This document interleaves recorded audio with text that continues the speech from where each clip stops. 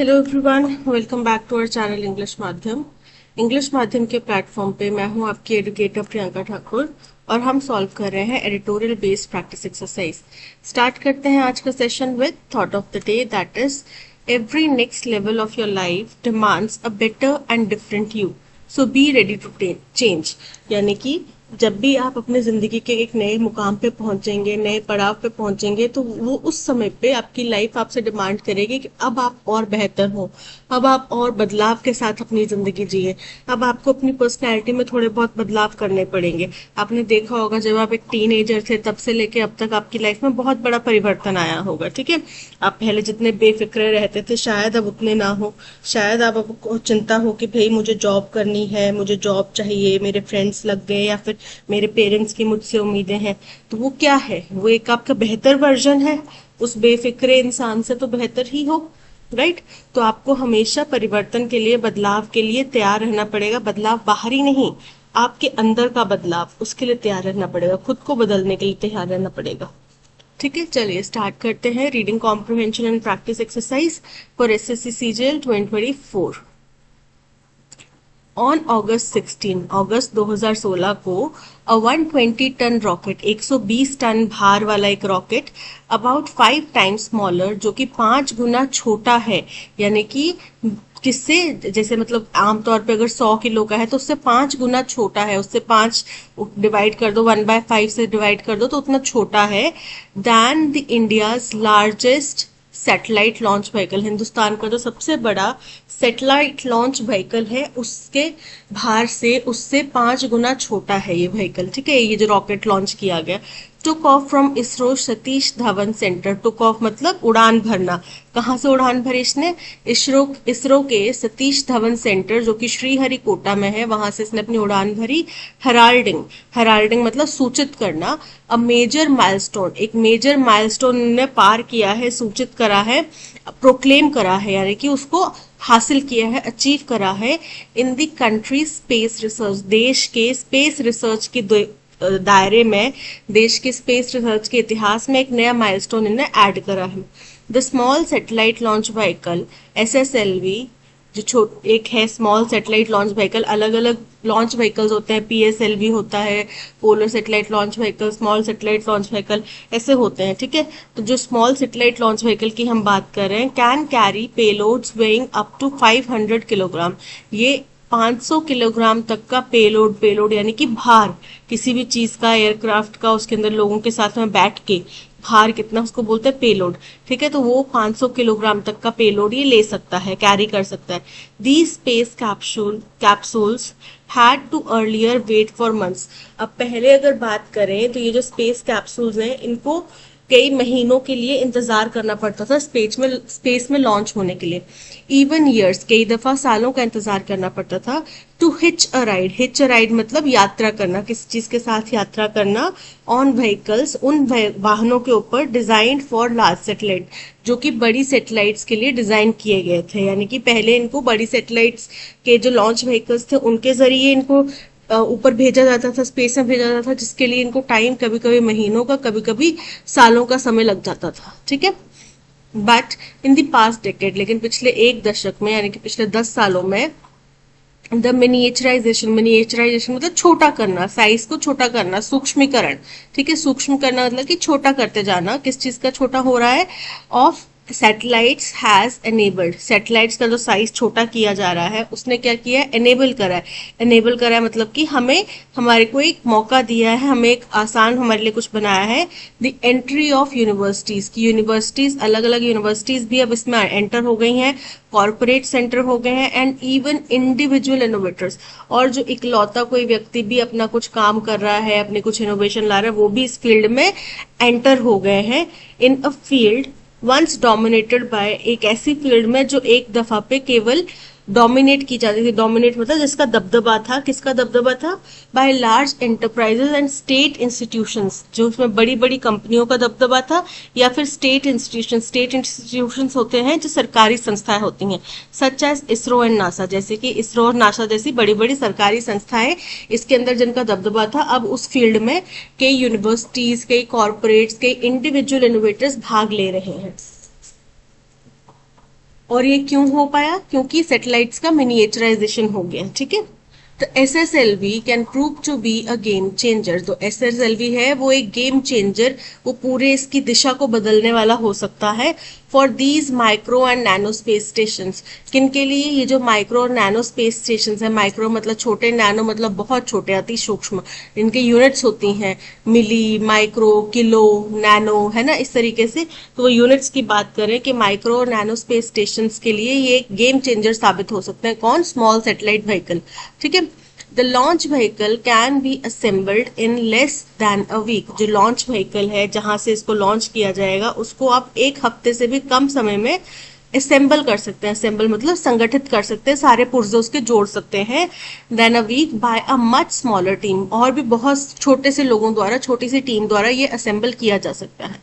With ISRO planning to transfer technology to private players. अब कल के आर्टिकल में भी हमने पढ़ा था कि भाई क्या कर रहे हैं इसरो ने, जो अग्निकुल और अग्नि, कल के नहीं, काफी पहले हमने एक चीज पढ़ी थी कि अग्निकुल कंपनी है, ठीक है, उसके अग्निबाण, उसने अग्निबाण मिसाइल, अग्निबल मिसाइल ने अग्निबाण रॉकेट जो है वो स्पेस में लॉन्च करा। तो जिसमें टेक्नोलॉजी ट्रांसफर, नॉलेज ट्रांसफर जो था वो इसरो से लिया गया, उनके कुछ उपकरण भी यूटिलाइज किए गए इसके लिए, ठीक है। तो अब क्योंकि इसरो ने इस चीज को प्लान करा है कि भाई वो प्राइवेट कंपनीज को टेक्नोलॉजी ट्रांसफर करेंगे, the country space sector is poised for a significant expansion. तो कंट्री का, देश का जो स्पेस सेक्टर है वो पॉइज्ड है, पॉइज्ड है मतलब तैयार है, सिग्निफिकेंट मतलब महत्वपूर्ण, एक्सपेंशन मतलब विस्तार के लिए। तो देश का जो स्पेस सेक्टर है वो एक महत्वपूर्ण एक्सपेंशन के लिए, विस्तार के लिए तैयार। The utility of small satellites is increasingly expanding in a variety of sectors. बोल रहे हैं छोटे सैटेलाइट्स का जो इस्तेमाल है वो अलग अलग सेक्टर्स में तेजी से उसका विस्तार हो रहा है, इंक्लूडिंग वेदर फोरकास्टिंग, जिसमें वेदर फोरकास्टिंग भी शामिल है। वेदर फोरकास्टिंग क्या होता है? मौसम अनुमान जो बताया जाता है। कम्युनिकेशंस, कम्युनिकेशन में शामिल है, डिफेंस में शामिल है, urban planning and disaster management, इन सभी फील्ड्स में ये जो छोटे सैटेलाइट्स हैं इनका इस्तेमाल बहुत भारी मात्रा में होने लग गया है। They are also crucial enablers.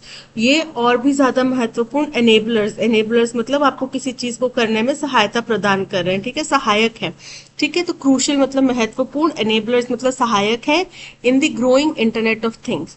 Internet of things के बढ़ते में, उसके विस्तार में ये बहुत महत्वपूर्ण सहायक है। अब इंटरनेट ऑफ थिंग्स क्या होता है कि बहुत सारे नेटवर्क जो है इंटरलेटेड है, कनेक्टेड है, एक दूसरे से डेटा ट्रांसफर करते हैं, वो हो गया internet of things. There is near unanimity that the market for space tech is set to increase in the next 5 years. Unanimity मतलब एक मत, यहाँ पे एक मत है कि जो स्पेस टेक्नोलॉजी की जो मार्केट है वो अगले 5 सालों में बहुत ज्यादा विकास करेगी, उसमें बहुत ज्यादा विस्तार होगा। US and European Union companies are currently the biggest players. US की और यूरोपियन यूनियन जो देश हैं उनकी जो कंपनीज हैं वो सबसे बड़े प्लेयर्स हैं, सबसे बड़े इसके अंदर उनका स्टेक है, उनका हाथ है। While China, Australia and Russia are beginning to expand their footprint. और वहीं दूसरी ओर चाइना, ऑस्ट्रेलिया और रशिया जैसे जो देश हैं वो अब थोड़ा थोड़ा अपने इसको विस्तार करने की कोशिश कर रहे हैं, ठीक है। अपना फुटप्रिंट मतलब अपना पदचिन्ह, अपना मार्क, अपना प्रेजेंस जताने की कोशिश कर रहे हैं, उसका विस्तार करने की कोशिश कर रहे हैं। China plans to launch more than 13,000 satellites by 2030। बोल रहे हैं चाइना ने प्लान किया हुआ है, उसका प्लान ये है कि वो 13,000 सैटेलाइट्स जो है 2030 से पहले पहले लॉन्च करेगा, ठीक है। To establish a network of supporting high speed 6G communication. वो और क्यों करेगा? वो 13,000 छोटी संख्या नहीं है, सिर्फ एक देश के 13,000 सैटेलाइट्स लॉन्च किए जाना क्यों करेगा? सब ताकि वो उनकी हाई स्पीड 6G कम्युनिकेशन को सपोर्ट कर सके, उसको मदद कर सके। India currently is relatively smaller participant. अब अगर हिंदुस्तान की तरफ देखें, ये तो बड़े बड़े कंट्रीज आ गए, सारे अमीर कंट्रीज आ गए, डेवलप्ड कंट्रीज आ गए, ठीक है। अगर इंडिया की बात करें तो एक डेवलपिंग नेशन है और ये बहुत छोटा सा पार्टिसिपेंट है, छोटा सा इनका योद्धा है या प्यादा है या फिर छोटा सा इसमें प्लेयर है। Its current share in the space economy is about 2%। इतनी बड़ी स्पेस जनरेट हो रही है, इतना बड़ा स्पेस इकोनॉमी है, उसमें हमारा शेयर केवल 2% का है। With the SSLV and related endeavours the government, बोल रहे हैं SSLV और उससे जुड़े हुए जो इंडेवियर्स यानी कि प्रयास हैं, उससे द सरकार, government aims at four fold scale, four fold मतलब 4 गुना। तो सरकार का उद्देश्य है 4 गुना स्केल अप करना मतलब विस्तार करना इन दी कंट्रीज टेक बाय 2033, 2033 तक हमारे देश के स्पेस इकोनॉमी में 4 गुना विस्तार करने का उनका प्लान है, ठीक है, उसको और ज्यादा एक्सपैंड करने का इनका प्लान है। इन दी पास्ट 2 years, पिछले 2 सालों में startup such as those by Hyderabad based Skyroot, बोल रहे हैं पिछले 2 सालों में ऐसे स्टार्टअप्स जैसे कि हैदराबाद बेस्ड स्काईरूट, यानी कि स्काईरूट एक कंपनी का नाम है जो कि हैदराबाद में सिचुएटेड है, एंड चेन्नई बेस्ड अग्निकुल, और फिर एक चेन्नई में स्थित अग्निकुल नाम की सैटेलाइट है, सॉरी कंपनी है, have ticked several boxes. Tick several boxes मतलब कुछ शर्तें पूरी करी हैं, ठीक है, including working closely with ISRO. और ये दोनों कंपनीज क्या कर रहे हैं, इसरो के साथ में मिलजुल के काम कर रहे हैं। अग्निकुल जो कंपनी है उन्होंने अग्निबाण रॉकेट लॉन्च करा था जिसमें बहुत ज्यादा टेक्नोलॉजी या नॉलेज ट्रांसफर जो है इसरो के जरिए हुआ था, और उनके कुछ इक्विपमेंट्स भी यहाँ पे इस्तेमाल किए गए थे। और उन जो इसरो है वो काफी लंबे समय से एक सिंगल इंजन कुछ डिवाइस लॉन्च करना चाह रहा था, उसको प्रोजेक्ट करना चाह रहा था, जो कि उसके अंदर उसमें अभी भी काफी ज्यादा रिसर्च वगैरह चल रही थी। और अग्निकुल ने जो अग्निबाण लॉन्च करा उसके अंदर उन्होंने सिंगल इंजन वाला कुछ अरेंजमेंट इस्तेमाल करा, जिससे कि एक स्टांस ये हो गया कि भाई अब अगर अग्निकुल ने ये लॉन्च करा है तो अग्निकुल अपना नॉलेज ट्रांसफर इसरो को भी दे सकता है, ठीक है। For instance has built its own launch pad. तो अगर हम अग्निकुल कुल कंपनी की बात करें तो उदाहरण के तौर पे उन्होंने अपना खुद का लॉन्च पैड बना लिया है श्रीहरिकोटा में विद इसरोस हेल्प, इसरो की मदद से। The IIT Madras incubated company, अभी अग्निकुल की बात कर रहे हैं कि ये आईआईटी मद्रास की इंक्यूबेटेड, इंक्यूबेट मतलब उसकी उपज हो सकता है, उसकी परवरिश की हुई कंपनी है, यानी कि आईआईटी मद्रास के इंजीनियर्स हो सकते हैं, यहाँ पे साइंटिस्ट हो सकते हैं, उनका प्लानिंग हो सकती है, उन्होंने इसको ट्रेनिंग दी हो सकती है, किसी तरीके से उन्होंने इसको प्रोत्साहन दिया है इस कंपनी को। Is working on a launch vehicle, ये काम कर रहे हैं कैसे लॉन्च व्हीकल के ऊपर, to carry payload smaller than ISRO's SSLV, ताकि ये उन भार वाले जहाजों को लेके जा सके, उन भार वाले रॉकेट्स को या सैटेलाइट्स को लेके जा सके जो इसरो के SSLV से छोटे भार वाले हो, ठीक है, कम भार वाले हो। And it has ambitious plans to launch 1 rocket every week, और इनका बहुत ही महत्वाकांक्षी प्लान है कि ये हर हफ्ते एक रॉकेट लॉन्च करेंगे।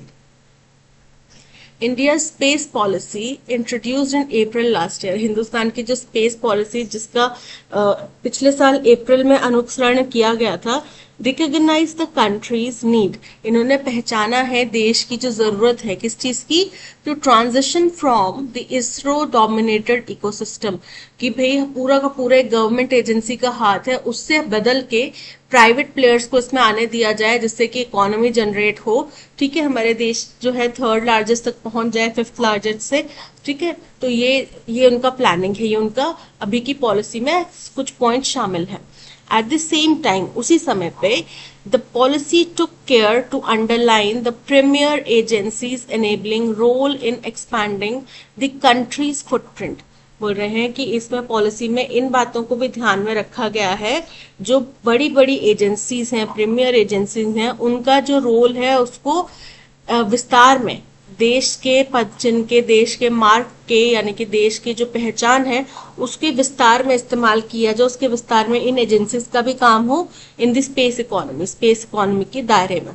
ISRO work remains crucial to diverse social objectives, ISRO का काम जो है वो अभी भी महत्वपूर्ण है अलग अलग सामाजिक उद्देश्यों को लेके, किसके, ऑफ गवर्नमेंट, सरकार के जो अलग अलग सामाजिक उद्देश्य हैं उनसे जुड़े हुए जितने भी काम है वो बहुत महत्वपूर्ण है। यानी कि ऐसा नहीं है कि इसमें प्राइवेट प्लेयर आ जाएंगे तो इसरो का काम खत्म हो जाएगा, प्राइवेटाइज, जैसे BSNL के लिए बोला गया कि प्राइवेटाइज कर दिया सब कुछ, अब BSNL का काम खत्म, फिर उसकी कोई वैल्यू नहीं रह जाएगी, ऐसा नहीं होगा, क्योंकि इसरो का काम सरकार के अलग अलग सामाजिक उद्देश्य हैं उनके लिए बहुत महत्वपूर्ण है।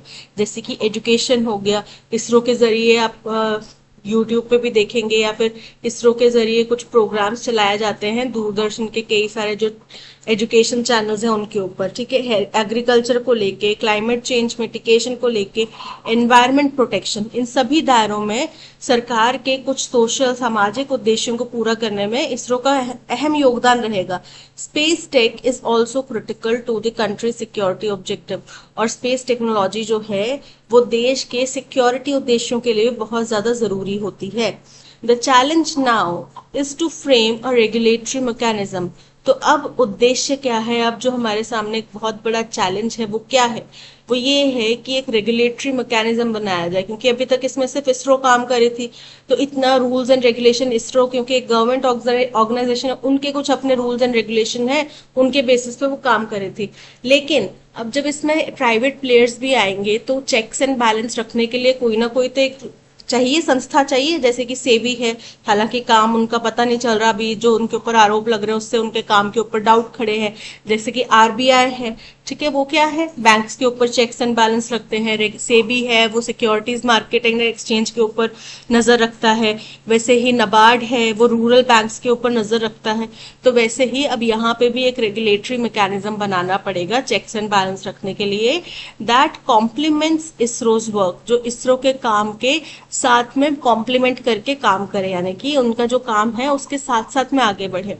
enables manufacturers of small satellites, छोटे सैटेलाइट्स के मैन्युफैक्चरर्स होंगे उनको सुविधा प्रोवाइड करे, and rockets to unlock their potential, किस चीज की सुविधा प्रोवाइड करे कि वो अपना पूरी क्षमता को अनलॉक कर पाए, पूरी क्षमता से काम कर पाए, while also making sure that countries welfare imperatives, और साथ ही साथ ये भी सुनिश्चित किया जाए कि देश के जो वेलफेयर इम्पेरेटिव्स यानी कि जो सामाजिक दायित्व हैं आर नॉट क्राउडेड आउट, उनको क्राउड आउट नहीं किया जाए, यानी कि उनको खत्म ना किया जाए। ऐसा ना हो कि स्पेस टेक्नोलॉजी के चक्कर में वो हमारे जो सामाजिक वेलफेयर हैं, सामाजिक दायित्व हैं, वो खत्म हो गए।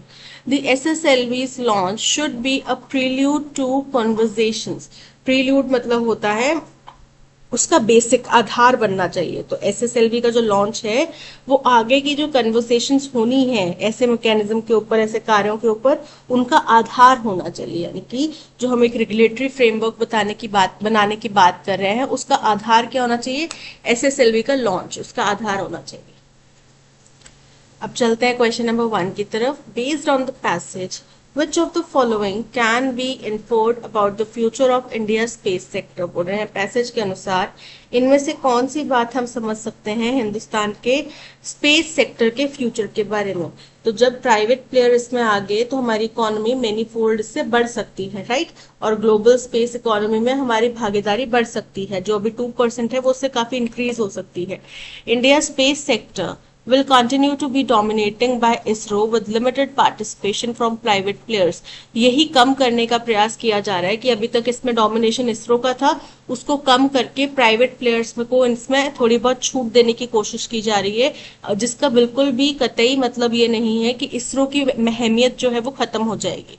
The growth of India's space sector will be driven largely by technological advancements in larger satellite launch vehicles। Incorrect है, larger हम यहाँ पे small satellite launch vehicles की बात कर रहे हैं, larger की नहीं, ठीक है। The entry of private players and the focus on smaller satellite launch vehicles like SSLV will significantly expand India's role in the global space economy। Option C is correct। Which of the following best explains why small satellites are becoming increasingly important? बोल रहे हैं इनमें से कौन सी statement है जो साबित करती है, जो बताती है कि स्मॉल सैटेलाइट इतनी ज्यादा इंपॉर्टेंट क्यों हो रही है पैसेज के अनुसार। क्योंकि हमने पढ़ा कि पिछले 8-10 सालों में ये टेक्नोलॉजी चल रहा है कि पेलोड कम किया जाए, यानी कि सैटेलाइट्स को मिनिएचराइज किया जाए, छोटी से छोटी सैटेलाइट्स बनाई जाए, ठीक है, भार कम करके। तो ये चल रहा है, इसलिए तो स्मॉल सैटेलाइट लॉन्च व्हीकल जो है वो ज्यादा प्रसिद्ध हो रही हैं। Small satellites are more reliable than longer ones and can perform the same task at lower cost। ऐसा तो नहीं है कि वो वही काम कम कॉस्ट पे कर देंगे या स्मॉल सैटेलाइट को बनाने की कॉस्ट नहीं आएगी। कभी भी किसी इक्विपमेंट का मिनिएचराइजेशन होता है तो उसकी कॉस्ट बढ़ जाती है, कम नहीं होती, क्योंकि हमने छोटी सी जगह में वो सारी डिवाइसेस फिट करने, उसके लिए नई टेक्नोलॉजी लेकर आनी पड़ेगी उन छोटे छोटे डिवाइसेस को बनाने के लिए। The miniaturisation of satellites has opened up opportunities for universities, corporates and individual innovators, making the space sector more accessible। बिल्कुल करेक्ट है, कि अब इसके मिनिएचराइजेशन करने की वजह से यूनिवर्सिटीज, अलग अलग यूनिवर्सिटीज हो गए, कॉर्पोरेट कंपनीज हो गए, इंडिविजुअल इनोवेटर्स हो गए, ये सब अब इस दायरे के अंदर, इस रेडार के अंदर आ सकते हैं, इसके अंदर एक्सप्लोर कर सकते हैं। ठीक है, so option B is correct.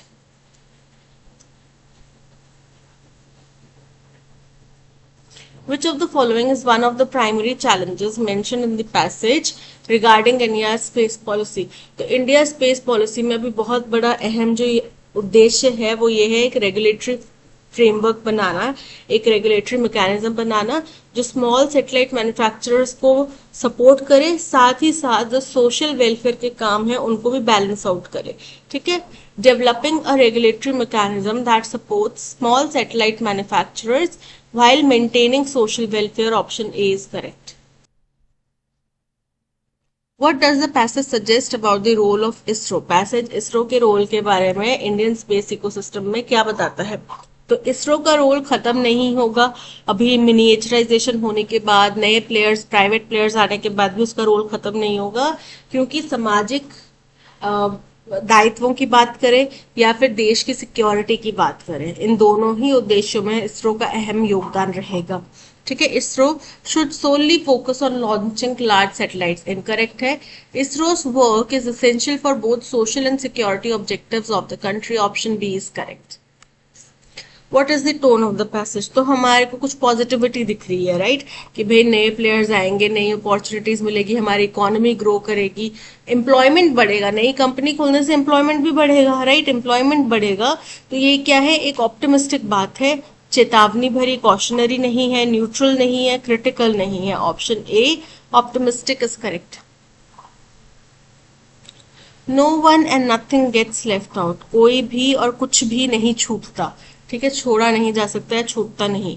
This is because, ये क्यों है, क्योंकि dash is the dash of Indic philosophy. Indic philosophy क्या होता है? इंडिया प्लस वैदिक, यानी कि वो फिलोसफी जो हिंदुस्तान के वेद पुराणों से ली गई है, उसका ये उसका कारण है। Not only every object and every living being, ना केवल हर एक ऑब्जेक्ट या हर एक जीवित पशु, प्राणी, पक्षी, all attributes are being considered. हमारे शास्त्रों में हर एक चीज को कंसिडर किया जाता है। जंगल को भी देवता की तरह पूजा जाता है, आग को भी देवता की तरह पूजा जाता है, वहीं इंसान के अंदर भी भगवान का वास होने की बात की जाती है, राइट। तो हम हर पहलू को यहाँ पे कैलकुलेट करते हैं इन इंडिक फिलोसफी के अंदर। सो the concept of inclusiveness applies to the physical and mental planes। तो इसलिए जो inclusiveness का concept है, उसका जो विचार है, वो चाहे physical form हो चाहे mental form हो, दोनों ही तरफ शामिल होता है, दोनों ही में शामिल होता है। much beyond that may yet be dash to the human mind, और ये बहुत ज्यादा परे है उस समझ से जो इंसान का दिमाग समझ सकता है। Even when dash comes to rituals, और जब कुछ आता है रिचुअल्स के लिए, रिचुअल्स यानी रीति रिवाज जो हो गए, जो हमारे कुछ चीजें हैं, जैसे शादी होती है तो पूरे रीति रिवाजों के साथ में, रस्मों के साथ में, तो वो रिचुअल्स हो गए। This concept is made functional, तो ये जो विचार है इसको हम फंक्शनल बना सकते हैं, यानी कि इसको हम प्रयोग में ला सकते हैं। For example, the Sanskrit term स्वाहा इज यूज फॉर ऑफरिंग, उदाहरण के तौर पे जो संस्कृत का शब्द है स्वाहा, वो इस्तेमाल किया जाता है ऑफर करने के लिए, देने के लिए, भेंट देने के लिए। Dedicating a particular item to a specific deity, ताकि हम कोई भी पर्टिकुलर, जिस चीज के लिए हम स्वाहा बोल रहे हैं, वो चीज हम एक किसी, जिस भगवान की, देवी देवता की हम पूजा कर रहे हैं उस टाइम पे, उसको हम अर्पित कर सकें। Who is being invoked during the rituals, जिसको इन्हीं रीति रिवाजों के दौरान इन्वोक किया जाता है, बुलाया जाता है, उजागर किया जाता है। But the interesting part is that, लेकिन जो एक बहुत इंटरेस्टिंग पार्ट है वो ये है, the attribute of dedication itself dash worshipped. बोल रहे हैं कि जो डेडिकेशन का समझ है, उसका जो ओपिनियन है, वो क्या है, अपने आप में डैश वर्शिप्ड टू, उसकी भी पूजा की जाती है। ठीक है, एंड इन दैट कंटेक्स्ट, और इस बात को कैसे समझा रहे हैं वो, उसके से जुड़े हुए, when an item is dedicated to dedication, जब हम स्वाहा के लिए भी कुछ चीज स्वाहा करते हैं, जिस चीज को हम डेडिकेट के लिए करने के लिए इस्तेमाल कर रहे हैं उसको भी हम कुछ डेडिकेट करते हैं। द चैंटिंग इज स्वाहा, यही स्वाहा।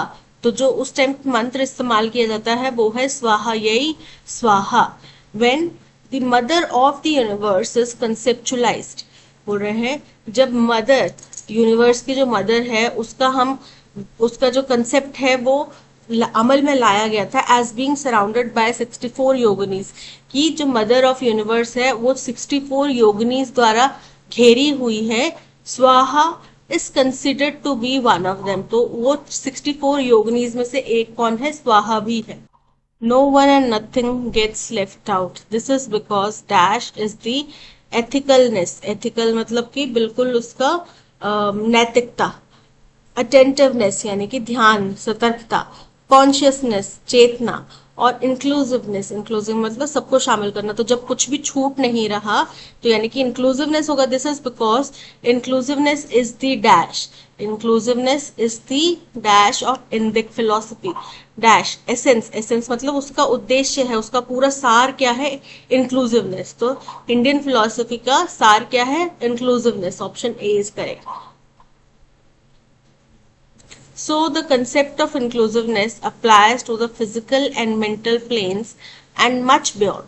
तो इसलिए जो कंसेप्ट है, विचार है इंक्लूसिवनेस का, ये फिजिकल और मेंटल दायरों में ही सीमित है, उसमें अप्लाई होता है, उससे परे नहीं, मच बियॉन्ड, उससे परे, and that may yet be dash to the human kind. Inconceivable, inconceivable मतलब जिसको आप समझ नहीं सकते, कल्पना नहीं कर सकते। इरिट्रीवेबल, इरिट्रीवेबल मतलब जिसको आप वापस नहीं ला सकते, पुनः नहीं प्राप्त कर सकते। अचीवेबल जो आप आसानी से पा सकते हैं। और इरेमिडेबल, इनरेमिडेबल का मतलब होता है जिसको सुधारा नहीं जा सकता। तो यहाँ पे option A inconceivable is correct. Even when dash comes to rituals, even when he, कोई व्यक्ति आता है रिचुअल्स के लिए, तो यहाँ पे हम किसी व्यक्ति की बात नहीं कर रहे, यहाँ पे हम हर एक मनुष्य, प्रति मनुष्य की बात कर रहे हैं, जिसको कि ये हमारी हिंदुस्तान फिलोसफी में किस तरीके से समझाया गया है, हर एक जीव जंतु की, पशु पक्षी की, प्राणी की, उसके बारे में बात कर रहे हैं। दैट, दैट यानी कि जो कि दे मतलब वे, इट, तो even when it comes to, जब बात रिचुअल्स की आती है, it comes to rituals, but the interesting part is that the attribute of dedication itself dash worship to, itself is worship, attribute क्या है? एक ही बात है, डेडिकेशन का जो पहलू है, डेडिकेशन का जो ओपिनियन है, उसको भी वर्शिप किया जाता है। So option C is this correct.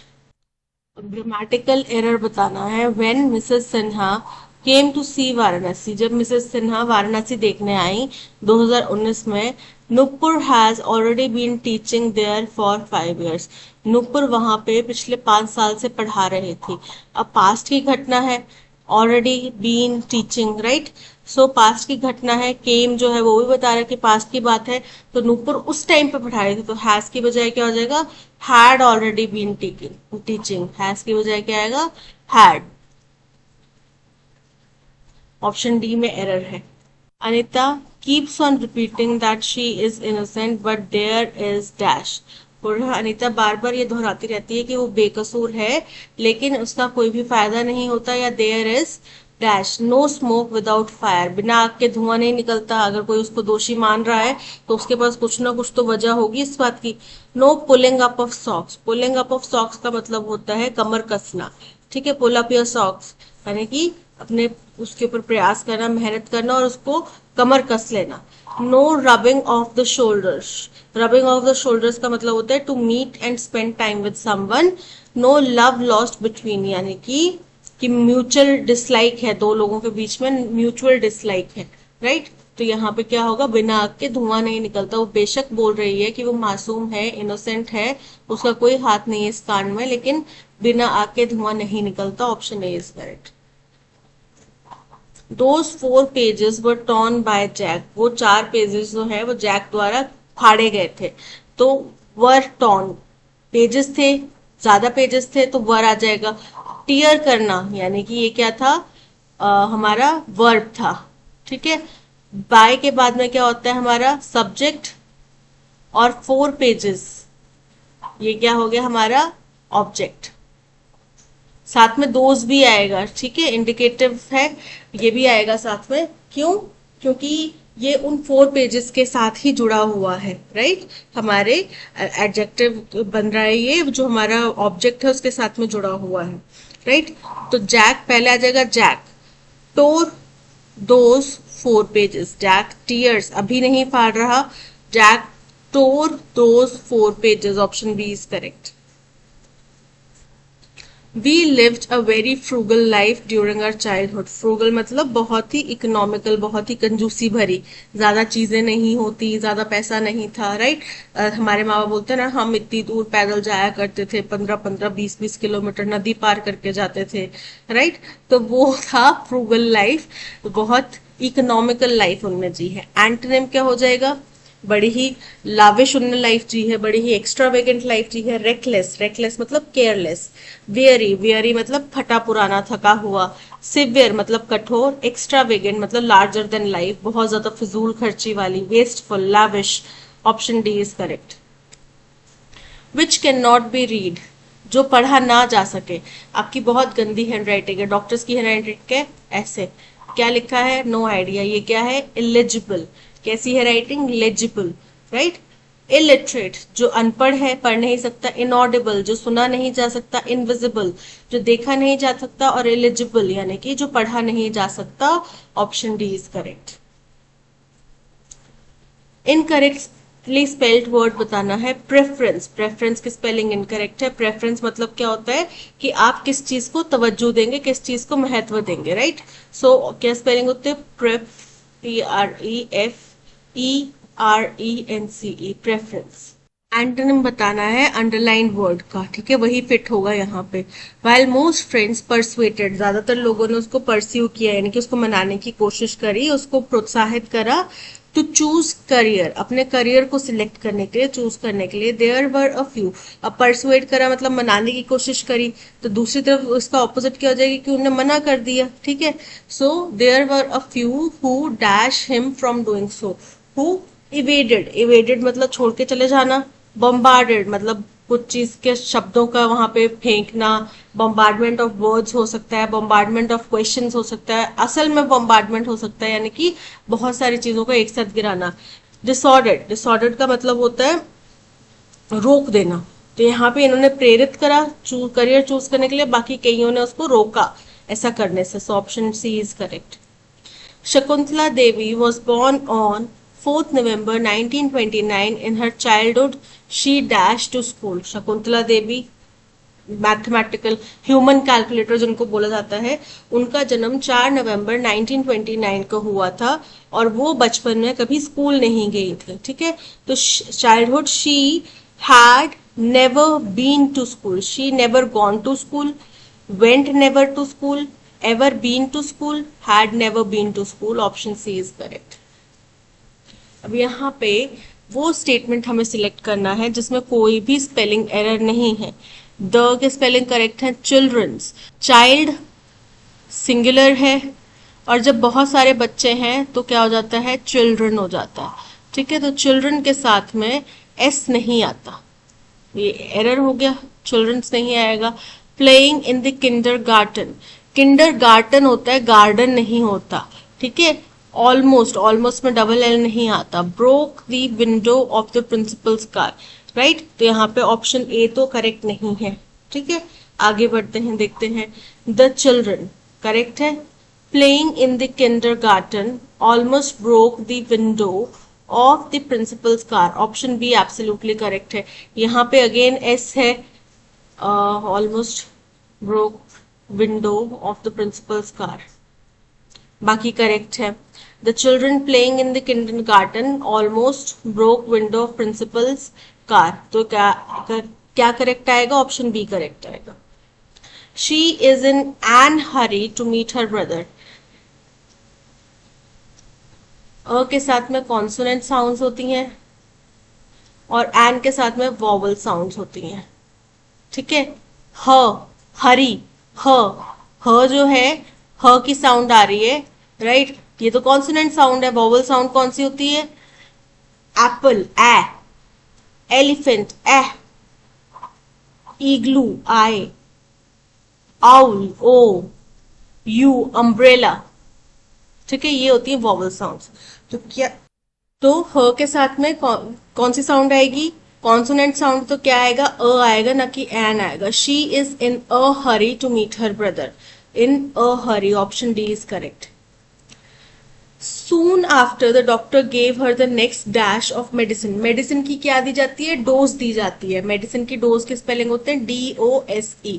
ठीक है, जैसे ही डॉक्टर ने उसको मेडिसिन की अगली डोज दी, the patient began to doze. Doze मतलब नींद आना, वो नींद की झोंकियां मारने लगा, झपकियां लेने लगा। ठीक है, तो डोज, तो पेशेंट बिगैन टू डोज। अब देखो, डोज और डोज, ईडी वाले कोई फॉर्म नहीं आएगा। ठीक है, तो ये इनकरेक्ट है, यहाँ पे ईडी फॉर्म नहीं आएगा। डोज और डोज करेक्ट है, option C is correct. Doze और डोज नहीं आएगा, ये डोज है नींद वाला और ये डोज है मेडिसिन की डोज वाला, तो पहले में डोज आएगा ना, medicine dose. Option C is correct. In Catholic, Eastern Orthodox, angelical, Oriental Orthodox and Lutheran teachings. अब ये अलग अलग, हम जब तक बच्चे थे तब तक हमें केवल 4 धर्म पता थे। हमें ये पता था हिंदू, मुस्लिम, सिख, ईसाई, यही 4 धर्म होते हैं। जब तक हमने हिटलर नहीं पढ़ा था, हिटलर के बारे में नहीं पढ़ा था, तब तक हमें नहीं पता कि ज्यूइश भी एक धर्म है, वो भी एक फॉर्म ऑफ रिलीजन है। ठीक है, उनकी अलग प्रैक्टिसेस होती हैं, हमें नहीं पता था। आर्मेनियन एक अलग रीजन, अलग तरीके का धर्म है। ठीक है, ये हमें नहीं पता था। बुद्ध धर्म है, एक अलग तरीके का धर्म है, शायद बहुत कम बच्चे इस बारे में जानते थे। जैनियों के बारे में बहुत कम बच्चे जानते थे, राइट। तो ऐसे ही बहुत सारे अलग अलग फॉर्म हैं, जिनमें से कैथोलिक है, ईस्टर्न ऑर्थोडॉक्स है, एंजेलिकन है, ओरिएंटल ऑर्थोडॉक्स है, ल्यूथरन टीचिंग्स। तो इन सभी शिक्षाओं में all of their faithful departed in heaven, इनके सभी जो कट्टरवादी थे, फेथफुल लोग थे, वो क्या, वो हेवन में चले गए। ठीक है, हेवन में चले गए, यानी कि जब वो मरे तो वो स्वर्गवासी हो गए। आर कंसिडर्ड सेंट्स, तो जो भी स्वर्गवासी हुए उनको संत माना जाता है, सेंट माना जाता है। Although some are deemed deserving, लेकिन कुछ को ऐसा माना जाता है कि ये वाकई में वास्तव में संत बनने के काबिल थे। ऑफ मोर प्रेज और इम्यूलेशंस, बोल रहे हैं इनको ज्यादा प्रशंसा, ज्यादा सराहना मिलती थी, ज्यादा ये डिजर्विंग थे, ज्यादा इनकी वैल्यू थी।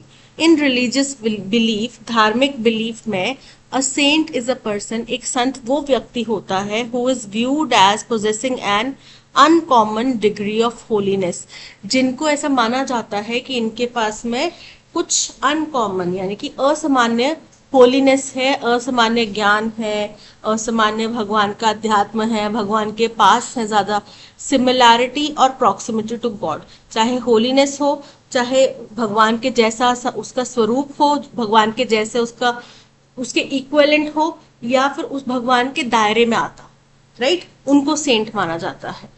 The term saint, however, is used differently depending on setting and denomination. बोले फिर भी संत जो शब्द है ये अलग अलग धर्मों में, अलग अलग सेटिंग में, कि किस कंटेक्स्ट में बात कर रहे हैं, किस तात्पर्य से बात कर रहे हैं, उस सब में अलग अलग इसका मीनिंग होता है, अलग अलग तरीके से इसको इस्तेमाल किया जाता है। Some saints receive official ecclesiastical, एक्लेसियस्टिकल मतलब होता है क्रिश्चियन चर्च से रिलेटेड या उनके क्लैरिटी से रिलेटेड, उनके जो सीक्वेंस है उससे रिलेटेड रिकॉग्निशन। तो कुछ संतों को क्रिश्चियन धर्म के अनुसार कैथोलिक चर्च से रिकॉग्निशन मिलता है, मान्यता मिलती है। And as a result public cult of veneration through the process of canonisation, जो और इसके परिणाम स्वरूप एक पब्लिक कल्ट बन जाता है, किसका, वेनरेशन का। वेनरेशन मतलब सपोर्ट हो गया, ग्रेट रिस्पेक्ट हो गया, through the process of canonization. अब कैननाइजेशन क्या है? एक प्रक्रिया है जिसमें किसी मृत व्यक्ति को ऑफिशियली आप संत मानते हैं, ये भी कैथोलिक चर्च के द्वारा किया जाता है। इन द कैथोलिक चर्च और glorification in the eastern Orthodox church, या फिर उनको महान बताया जाए, उनको बड़ा प्रचार प्रसार किया जाए, किसके जरिए, ईस्टर्न ऑर्थोडॉक्स चर्च के जरिए। ठीक है, अब देखो सबसे फर्स्ट स्टेटमेंट हमारा आ रहा है जहां पे हमने इसकी सेंटहुड की डेफिनेशन से सेंटहुड के बारे में बात करना शुरू किया है। तो वो कहाँ किया है? बी में किया है कि धर्म में माना जाता है, अलग अलग धर्मों में ये माना जाता है कि संत एक व्यक्ति है जिसके अंदर बहुत ज्यादा ज्ञान है, बहुत ज्यादा भगवान के प्रति प्रेम भाव है, भगवान के बारे में जानकारी है, ठीक है, या उसके दायरे में आता है, ये माना जाता है। लेकिन इस शब्द का, संत शब्द का अलग अलग सेटिंग्स में, अलग अलग धर्मों में अलग अलग इस्तेमाल किया जाता है, ठीक है, ये हो गया सेकंड। जैसे कि उदाहरण बता रहे हैं कि इन सब धर्मों में, इन सब सेटिंग्स में जो कोई भी व्यक्ति स्वर्गवासी हो गया है उस, और जो भगवान का बड़ा, इनके चर्च का बड़ा फेवरेट या बड़ा फॉलोअर था, उसको सेंट मान लेते हैं। तो ये हो गया थर्ड पॉइंट।